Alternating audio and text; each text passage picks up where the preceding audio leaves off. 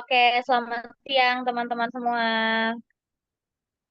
Siap. Sebelumnya kita sekarang akan melakukan presentasi untuk memenuhi tugas UAS dari mata kuliah Teori Komunikasi. Nah, sebelumnya perkenalan dulu, nama aku Nida Aulia Zahida dengan NIM F1C023030 sebagai moderator. Nah, topik presentasi yang akan kita bahas sekarang yang pertama adalah topik studi kasus 3 yaitu Giving Voice for the Voiceless. Nah, dalam presentasi ini kita akan membicarakan tentang identifikasi beberapa penilaian yang timbul sebagai akibat perbedaan kesempatan bersuara di antara laki-laki dan perempuan. Nah, untuk mempersingkat waktu, mari langsung mulai saja presentasinya. Yang pertama akan dijelaskan oleh Tiara. Silakan Tiara. Oke. Baik, di sini saya akan menjelaskan mengenai beberapa persoalan yang timbul akibat adanya perbedaan bersuara atau gaya komunikasi pada laki-laki dan perempuan. Di sini kami ada empat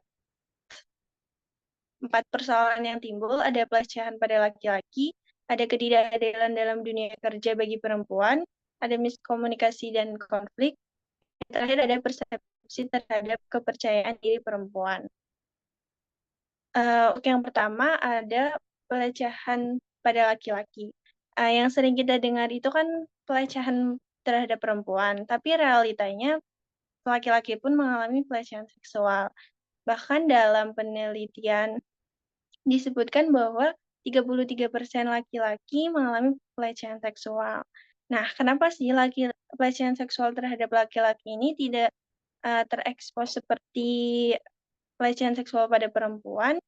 Ini ada beberapa hal yang mendasarinya. Yang pertama ada stereotip mengenai maskulinitas.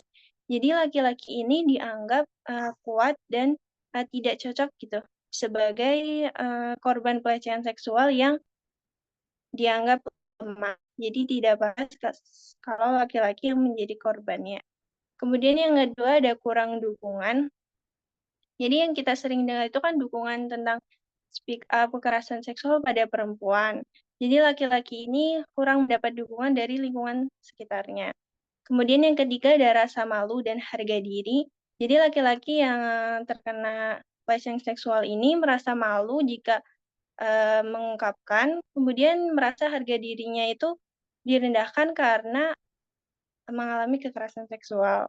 Kemudian yang kedua ada ketidakadilan dalam dunia kerja. Seperti kita tahu, banyak pembatasan peran-peran kerja antara laki-laki dan perempuan. Sebagai contohnya jurnalis, jurnalis ini tidak boleh meliput isu politik dan jurnalisme investigasi. Hanya diperbolehkan dalam isu domestik atau hiburan saja. Itu juga termasuk pembatasan peran.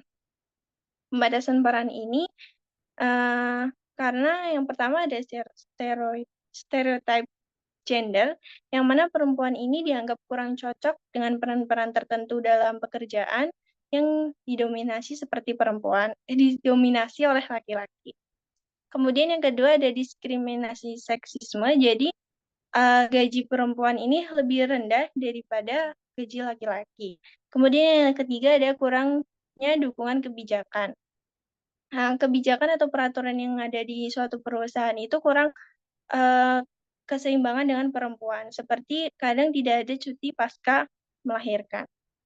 Kemudian yang ketiga dan keempat bisa dilanjutkan.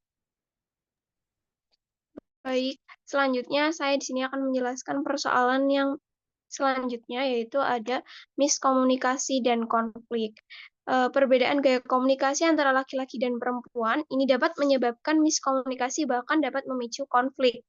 Laki-laki dan perempuan itu memiliki perbedaan dalam mengekspresikan diri, menyelesaikan masalah, dan dalam menghargai orang lain. Dari perbedaan-perbedaan tersebut dapat menyebabkan kesalahpahaman dan konflik yang dapat merusak hubungan.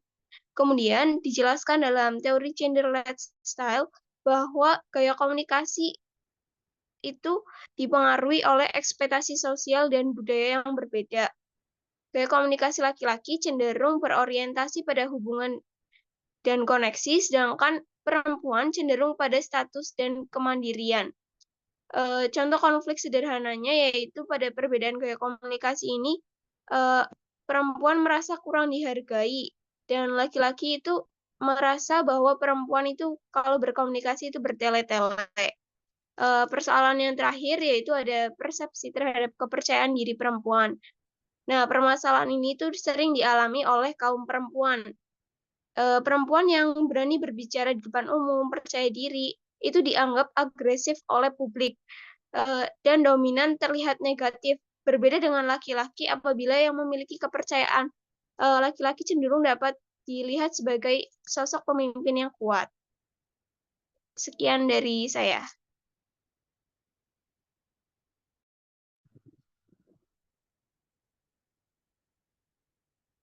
Selanjutnya yaitu saya izin menjelaskan mengenai alternatif solusi. Solusi yang dapat digunakan yaitu dapat dibuat sebuah forum terbuka bagi laki-laki dan perempuan untuk membahas permasalahan gaya komunikasi yang timbul akibat adanya bias gender. Yang pertama, yaitu ada memberikan pemahaman mengenai perbedaan gaya komunikasi antara laki-laki dan perempuan. Jadi antara laki-laki dan perempuan itu tidak perlu adanya perbedaan sesuatu yang membedakan yang membuat laki-laki dan perempuan itu tidak setara. Kemudian yang kedua, menceritakan kisah-kisah inspiratif agar menggugah semangat dari kaum laki-laki dan perempuan. Kisah-kisah inspiratif itu seperti kisah Era Kartini, yaitu sebagai tombak dari adanya hak-hak perempuan di Indonesia. Kemudian juga ada Susi Susanti, yaitu atlet bulu tangkis perempuan pertama yang berkaca di internasional. Selanjutnya dapat dijelaskan oleh rekan saya. Oke, jadi alternatif solusi yang selanjutnya yaitu memilih tata bahasa yang baik dan jelas untuk menghindari kesalahpahaman. Jadi tujuan dari memilih tata bahasa yang baik ini untuk menghindari adanya kesalahpahaman saat laki-laki dan perempuan sedang berkomunikasi. Hal ini dapat mengurangi diskriminasi dan prasangka yang nantinya akan menimbulkan konflik. Kemudian solusi yang keempat itu ada open discussion atau diskusi terbuka. Jadi di dalam diskusi terbuka ini kita tuh bisa berbagi cerita, menanggapi cerita yang lain, dan kita bisa memberikan solusi dari cerita-cerita tersebut. Kemudian bisa dijelaskan oleh rekan saya.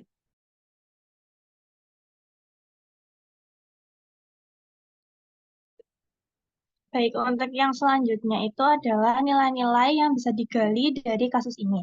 Yang pertama itu ada patriarki. Patriarki itu kan sebuah sistem yang menempatkan laki-laki untuk berada di atas perempuan dan mendominasi aspek-aspek dalam masyarakat. Dan patriarki ini merupakan bibit utama dalam permasalahan perbedaan gaya komunikasi antar gender.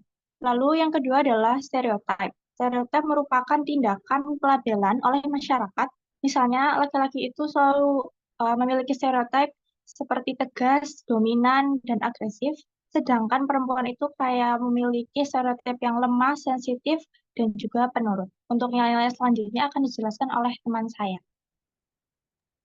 Oke, yang terakhir itu ada subordinasi. Jadi subordinasi itu adalah dia tuh kayak suatu keyakinan atau pemahaman yang menganggap salah satu jenis kelamin atau gender itu lebih penting atau lebih unggul. Baik itu dari laki-laki yang merasa lebih unggul atau perempuan yang merasa lebih unggul. Nah, contoh dari subordinasi itu misalnya kayak perempuan itu nggak boleh sekolah tinggi-tinggi, buat apa pendidikan tinggi-tinggi? Dan ujungnya perempuan hanya akan di dapur, hanya akan mengurus rumah, kayak gitu. Terus yang terakhir ada marginalisasi. Jadi marginalisasi itu, kurang lebihnya hampir sama kayak subordinasi, cuman dia itu, eee, jadi adanya pembatasan terhadap satu kaum atau satu gender yang dianggap lemah. Kayak misalnya contohnya dia itu, apa ya, menganggap rendah gitu salah satu gendernya. Kayak misal perempuan, rata-rata gajinya itu dianggapnya lebih sedikit daripada laki-laki karena perempuan itu lebih lemah. Kurang lebih seperti itu di subordinasi dan marginalisasi. Selanjutnya saya akan serahkan kepada moderator kembali. Oke, sekian presentasi dari kami. Mungkin kesimpulan yang dapat diambil ada nilai-nilai tadi ya, patriarki, stereotip sama subordinasi dan yang membedakan, yang menjadi pembeda antara laki-laki dan perempuan dalam mengeluarkan suaranya. Nah, sekian presentasi saya tutup.